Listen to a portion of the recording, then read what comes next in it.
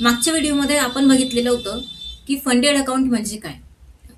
तर त्या व्हिडिओमध्ये मी तुम्हाला सांगितलं फंडेड अकाउंट काय आहे आणि ते कसं काम करतं. ठीक आहे.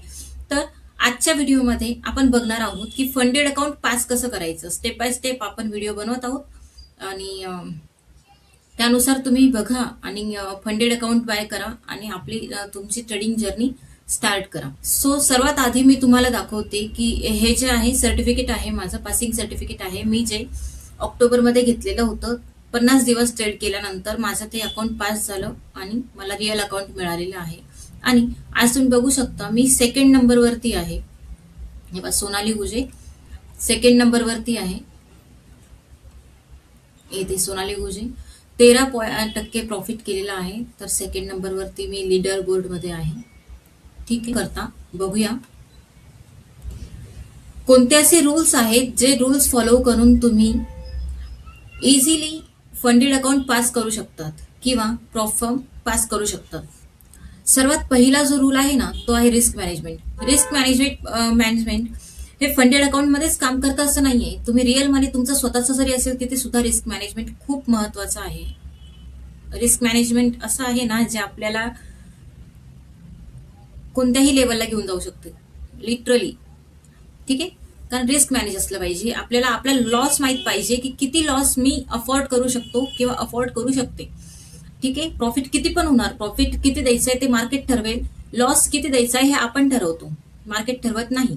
त्यामुळे रिस्क मॅनेजमेंट हे खूप इम्पॉर्टंट आहे, खूप खूप खूप इम्पॉर्टंट. सो जर तुम्ही 5,000चं अकाउंट बाय केलं, 5,000 USDT, ठीक आहे, तर तुम्ही त्यावरती या 2 लॉट साईज मी म्हणजे त्यानुसार लिहिलेलं आहे की सपोज तुमचा लॉस जो आहे, ड्रॉडाऊन जो असतो पर डेला 3% असतो. 5,000च्या अकाउंटवरती 3% म्हणजे $150 होतो. पण $150 रिस्क करणं बिलकुल योग्य नाहीये.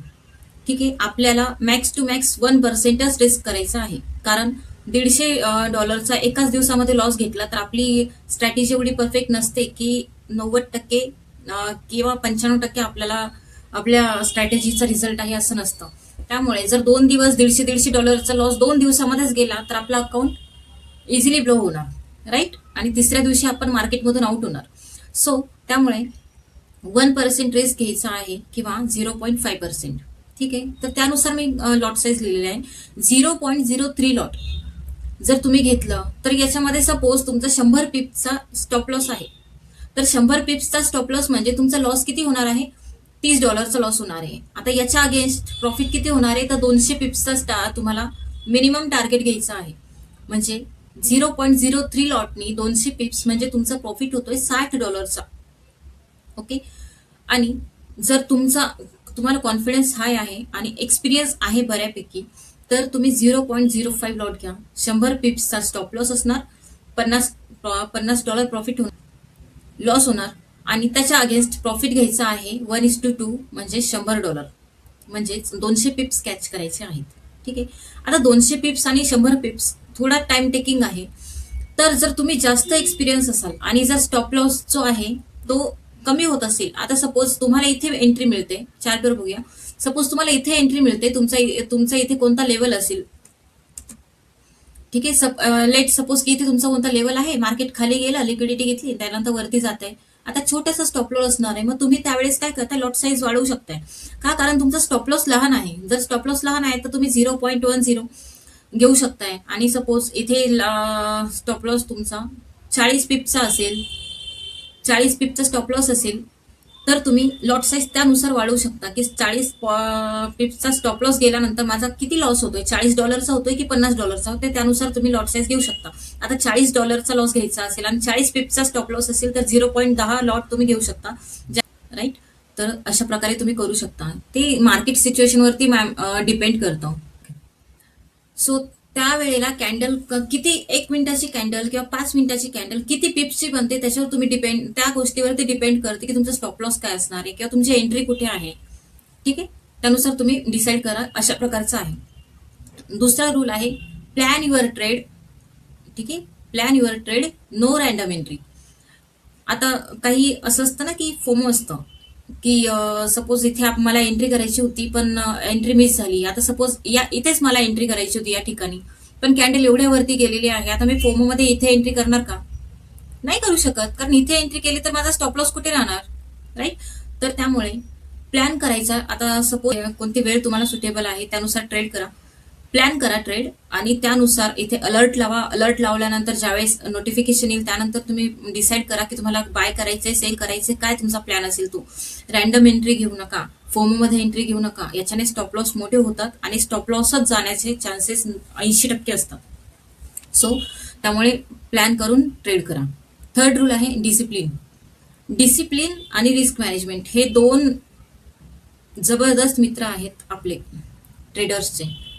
आणि डिसिप्लिन म्हणजे तुम्हाला डिसिप्लिन काय करायचं आहे, तर डिसिप्लिन या गोष्टी आहेत. रिस्क मॅनेजमेंट पण आहे त्याच्यामध्ये, ट्रेड प्लॅन करूनच घ्यायचं ते एक आहे. आणि डिसिप्लिन मध्ये पर डे 1 ट्रेड हे करायचे. पर डे 1 ट्रेड माहिती आहे मला हे अवघड आहे, कारण आपल्या ज्यावेळेस प्रॉफिट झाल्यानंतर डे क्लोज करतो आपण, पण काही काही जण असं असतात की त्यांना प्रॉफिट झाल्यानंतर सुद्धा अजून असतं ना, लोभ येतो की अजून अजून अजून त्यानुसार. आणि काही जण सॅटिस्फाईड असतात की ठीक आहे, लॉस नव्हता, प्रॉफिट झाला ना, मी याला सिक्युअर करेल प्रॉफिटला असं. तर प्रॉफिट झाल्यानंतर एक ट्रेड, लॉस झाल्यानंतर सुद्धा एकच ट्रेड. एक ट्रेड पेक्षा जास्त घ्यायचा नाही. हे डिसिप्लिन बनवायचं. 30 दिवस कमीत कमी हे फॉलो करा. 1 डे 1 ट्रेड एवढा फॉलो केलात ना तुम्ही, डिसिप्लिन जर आला ना जीवनामध्ये, तर ट्रेडिंग हार्ड नाहीये. हे मला समजायला जवळपास 3 वर्ष लागले. ठीक आहे, 3 वर्ष त्याला तर डिसिप्लिन फॉलो करायला सुरुवात करा.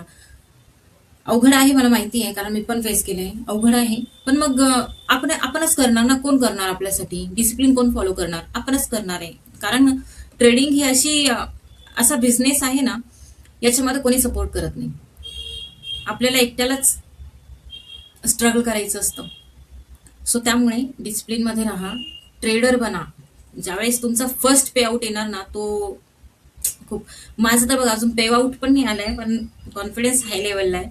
कारण एवढं स्ट्रगल केलं ना 5 वर्ष, तर ते खूप वेगळीच एक फिलिंग आहे. ठीक आहे, ती फिलिंग मी नंतर शेअर करेल तुम्हाला ज्यावेळेस मी पे आउट घेईल. बट सध्यासाठी या गोष्टी फॉलो करा तुम्ही. या गोष्टीशिवाय अजून दुसरं काहीच नाहीये. दुसरी गोष्ट स्ट्रॅटेजी, अजून एक आहे, मी इथे नाही लिहिले.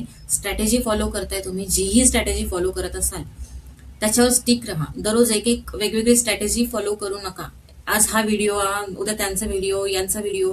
हे पहा, प्रत्येक स्ट्रॅटेजी त्या पर्टिक्युलर व्यक्तीसाठीच त्यालाच सूट करते. ती प्रत्येक गोष्ट प्रत्येकाला सूट करत नाही. ठीक आहे, एखादी स्ट्रॅटेजी असेल ती तुम्हालाच होऊ शकते की त्याच्यामध्ये तुम्हीच प्रॉफिट करू शकताय, दुसरे नाही करू शकणार. तसंच असं स्ट्रॅटेजी दुसऱ्यांची आपण कॉपी करू शकत नाही. तुमची स्वतःची स्ट्रॅटेजी क्रिएट करायला पाहिजे. मग तुम्ही कुठली पण घ्या. सपोर्ट रेजिस्टन्स, गोल्डमध्ये सपोर्ट रेजिस्टन्स खूप छान प्रकारे काम करतं. सपोर्ट रेजिस्टन्स खूप छान प्रकारे काम करतं गोल्डमध्ये. प्राइस ऍक्शन, ICT शिका, जेही वाटते तुम्हाला ते. FVG असेल, लिक्विडिटी ग्रॅब असेल, लिक्विडिटी रन असेल, लिक्विडिटी स्वीप असेल, जेही नाव द्या तुम्ही, कोणतंही करा, पण एकच स्ट्रॅटेजीवरती स्टिक राहा. प्रॉफिट हो अथवा लॉस हो. ठीक आहे, बस एवढंच आहे. या गोष्टी फॉलो करा. आणि या रिलेटेड काही प्रश्न असतील तर नक्की मला कमेंट करा. आणि मी हे व्हिडिओज टाकले होते, मला वाटतं 7-8 ऑक्टोबरला हा व्हिडिओ टाकलेला होता मी, फर्स्ट टाइम ट्रेड. हे मी प्रत्येक दिवसाचं ट्रेडिंग टाकले. Loss loss loss, profit loss, profit. हे एकदा वॉच करा. हे तर माझं ज्यावेळेस माझं रिअल अकाउंट आलं, हे 2 रिअल अकाउंट मधले आहेत हे. पण बघा तुम्ही काय आहे काय नाही. माझ्या पण चुका आहे त्याच्यामध्ये, खूप खूप ठिकाणी मी चुकली, पण मग जसं मी चुका केल्या त्याच्यानंतर मी स्वतःला त्या चुका रिपीट केला नाही आणि ठीकच झालं. असो. सो इतकंच आहे. Thank you so much. आणि कमेंट करा, काही क्वेरी असेल, काही प्रश्न असतील तर मला कमेंट करा, मी नक्की रिप्लाय देणार. आणि सबस्क्राईब करा.